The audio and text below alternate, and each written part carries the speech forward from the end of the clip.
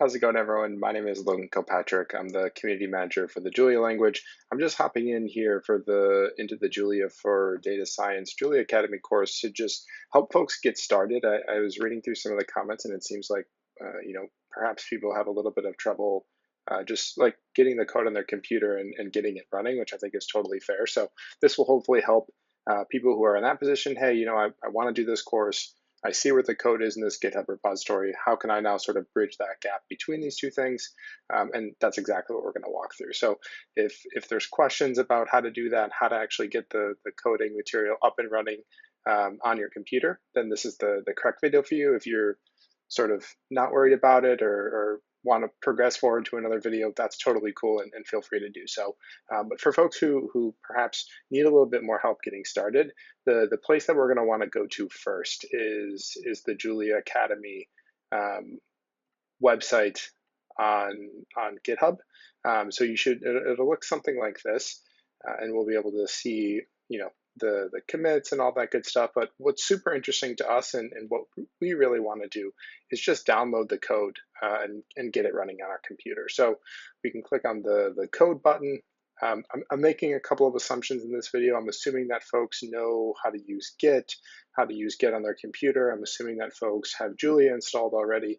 And I'm also assuming that folks know how to use a Jupyter notebook, at least to some extent. So if any of those three assumptions don't sort of fit your use case, I would suggest go watch a video on how to use Git, how to install Julia and you can set it up on your computer, or how to use a Jupyter notebook before sort of going through and trying to get all this stuff set up on your computer. So I'm going to clone using HTTPS. We'll go ahead and copy this, and then we'll hop over into the terminal. And I'm just quite simply going to, I'm in the home directory for my computer, so I'm going to cd change directory into my desktop. And then I'm going to do a git clone. And we're going to go ahead and create this repository on my local computer.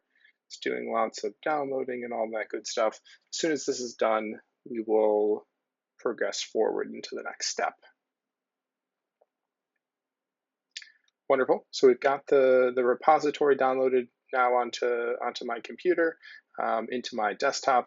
So I'm going to now change directory into the new folder, which I know is called data science.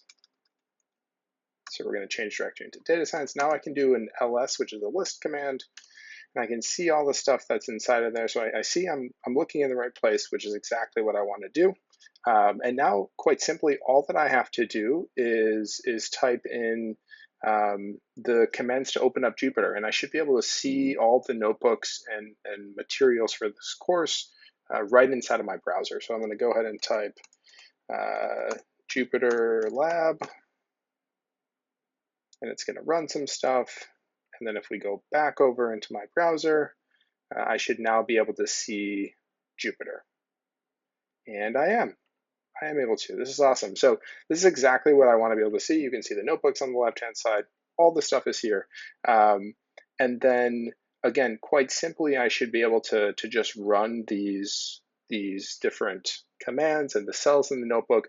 The only piece that you need to keep in mind at this point is to make sure that you actually have all the dependencies installed that are required. So you can see right off the bat, we're using certain Julia packages, benchmark tools, data frames, et cetera, et cetera.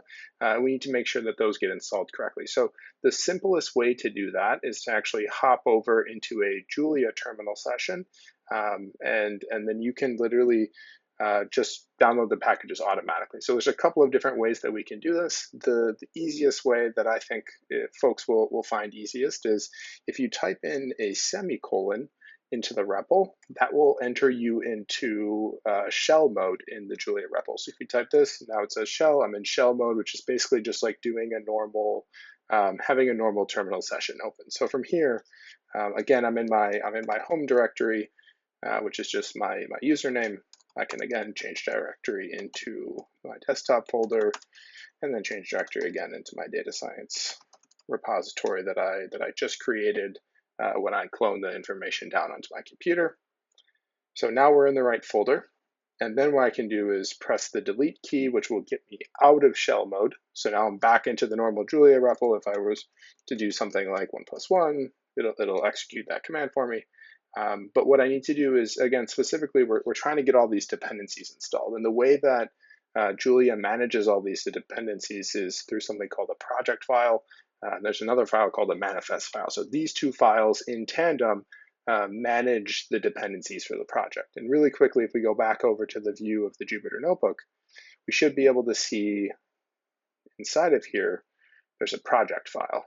If I open this up, you can see there's mentions of all these different packages and things like that. So this is basically, again, an index or a recording of all the different packages that are going to be required in order for the code in this course to run. So if we go back to the Julia terminal session, all we need to do is type in a left-facing square bracket, which will take us and put us into the package manager.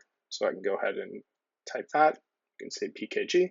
And then now, because I changed my directory into the folder, which I cloned down from GitHub, and because that folder has a project and manifest file in it, now all I need to do is type activate and then a period, which means activate my current directory.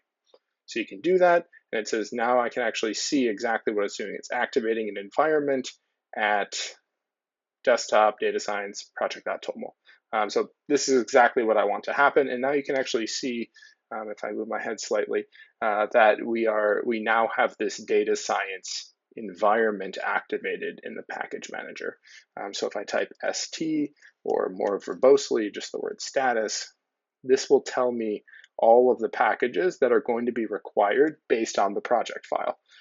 So now we should be able to get these installed. So technically you could go in and manually install them one at a time by looking at this, but really helpfully the Julia REPL tells us, hey, packages marked with the little arrow, which you see right here, are not downloaded yet. So all I have to do is type the word instantiate and it'll download all the dependencies for me. So I can quite simply do that.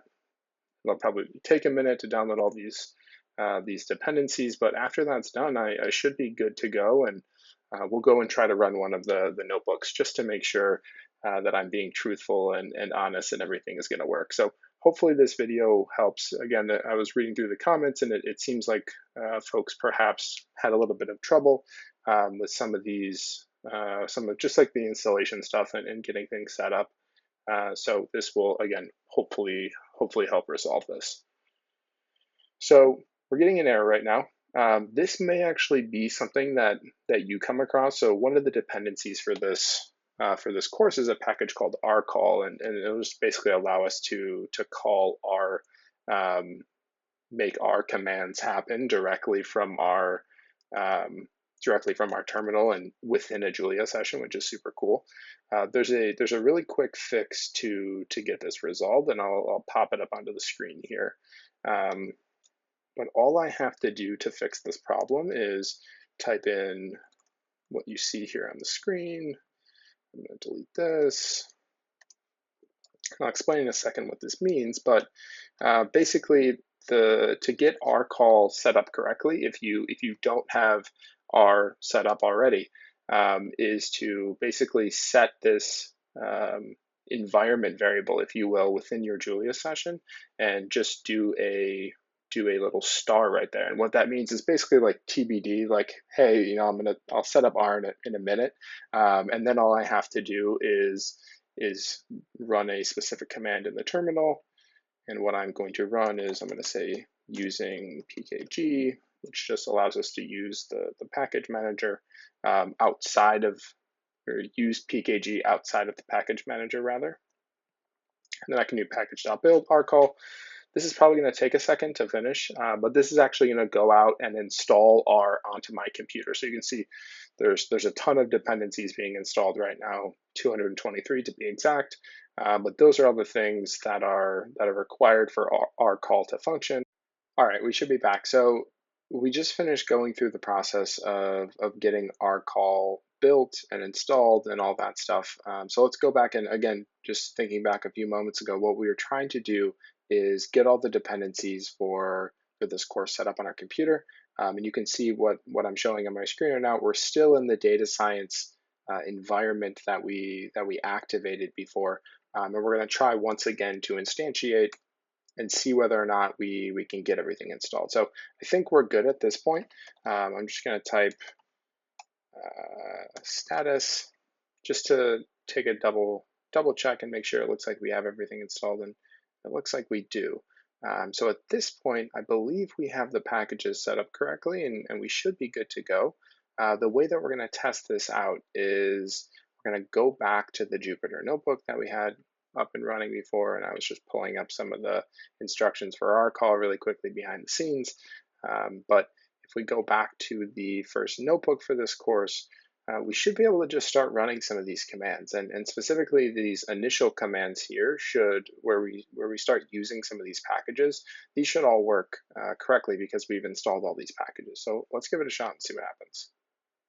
Hopefully no warnings or errors. So I think we're good to go. I think that's working the way that we would expect, and I'm just really quickly gonna go through some of these cells and not really look specifically at the output, but just try running them all and making sure that things sort of look reasonable and that things are working as expected. And once I see some of these cells coming through, then that should be our indication that we're good to go.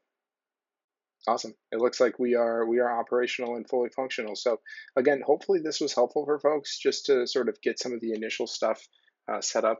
Again, sort of making this video after the fact, after the course has now been out for about a year. So lots of people giving feedback on what we can do to improve this course. And hopefully this video is sort of in line with some of this feedback.